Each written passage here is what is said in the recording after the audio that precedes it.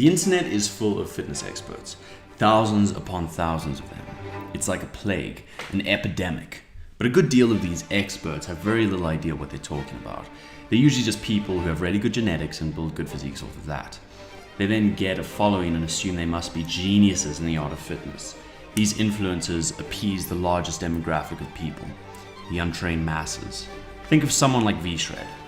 They promise things like six-pack abs in 5 minutes or toned arms from weird movements with no weight. They often rely on spectacle and the apparent ease with which they make their audience believe they can get into shape. These are usually conventionally attractive people with mass appeal and are essentially marketing tools who are ultimately very unhelpful, which most people learn after they buy their first course from them and get literally no results. Free workout plan in the bio, by the way. There are, however, people who look like they would fall into this category but are great content creators, namely Mike Thurston. And if you're a beginner who just wants to get inspired by someone good looking with a great physique, but who actually has decent advice and a charismatic personality, he's my go-to. But these are not the influencers we're going to be talking about today. No, today we're going to be talking about science-based fitness influencers.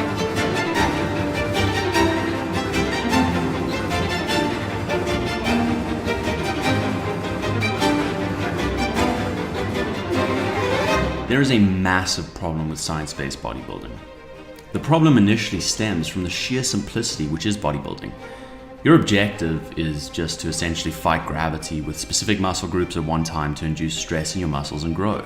This can be achieved in several different ways, which can be with dumbbells, barbells, pulley systems, or one's own body weight. Then it is just important to just add additional stress as time progresses and you get stronger to push further growth. And this is called progressive overload, and it's what leads to muscle gain. But like many things, people tend to overcomplicate the simple, to try to make it easier or more efficient. But despite being incredibly simple, bodybuilding is not easy, and over-theorizing doesn't help anyone grow beyond the effort they put into the sport. It's one of the few things in life where effort directly correlates to results, and trying to shortcut that often leads to a lesser outcome. Now look, I'm admittedly someone who loves to delve deep into the theory of anything I'm interested in. I like to understand why things work the way they do, be that watches and learning the different mechanics and complications, music and the creative process through which artists create, and of course bodybuilding. And I don't think it's a waste of time. Understanding the functions and mechanics of muscles helps you understand what you need to do in order to achieve growth. But that and diet are the extent of what you need to learn. The problem comes when people begin to change the basics, claiming that old fundamental movements are somehow inefficient and should be replaced with overly complicated versions of pre-existing movements. Like a number of these science-based lifters claiming that the lat pull-down is ineffective and over-engineering new ways to perform the movement, which are way too complicated, like moving at a 45-degree angle and tilting your wrists in a certain way for an extra 2% muscle activation. But yet the guys I see with the biggest backs built their backs from doing standard lat pull-downs and pull-ups.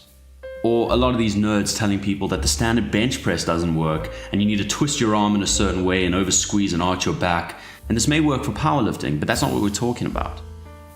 Many bodybuilders have built incredible chests from bench pressing without overthinking their hand position or how their backs and glutes are involved in the movement. If the focus of the exercise is the chest, then that is all that should be considered. Learn enough form not to hurt yourself, but beyond that, go off of mind-muscle connection. Mind-muscle connection is the ability to consciously feel the muscle activation when performing exercises.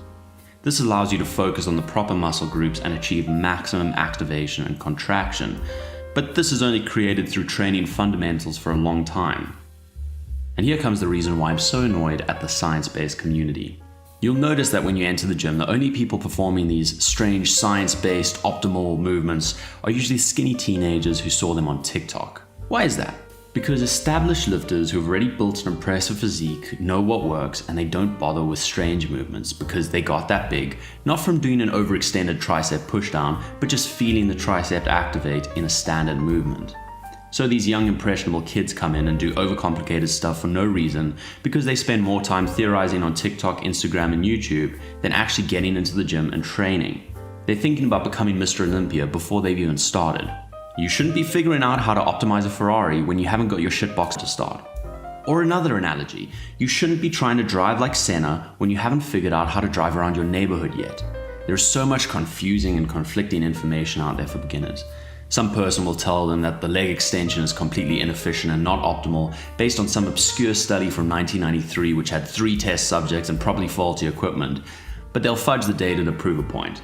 While someone else will say that the leg extension is the only way to grow big legs and squats and other exercises are worthless. So who does the beginner listen to? No one.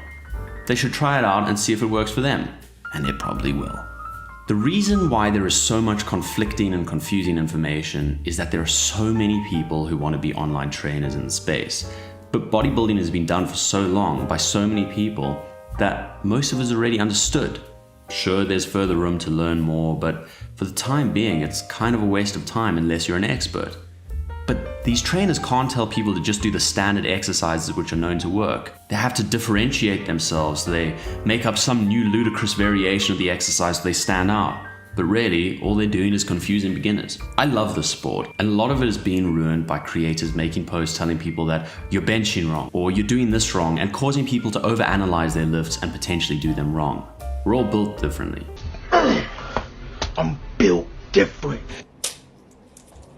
So if you tell someone to bench in the same way you do, they may end up using their shoulders more or hurt their arm or something like that. Some online trainers show people how to figure out how their bodies work. Even Chris Bumstead has done that, and it helps people understand how they should train, and that's great. But that should be it. Guiding pathways that allow people to find the best way for them to train. Not nonsense about how you have to bench or squat or do anything with very specific movements. But the greatest sin of science-based lifting is it also takes a lot of the fun out of training. One of the joys of being a beginner is figuring it out as you go along. Figuring out what works best for your body and adapting based on that. We're all different. So finding out the best way for you to train should be a journey that you go on, not one which is pre-prescribed to you by some nerd in a lab coat with exactly where you need to hold the bar or position your back or anything like that. But when you start by getting into doing weird stuff to try over-optimize, it takes away a lot of that joy. You should learn just enough to not get hurt and get lifting, growing, and becoming stronger with the basics. Godspeed.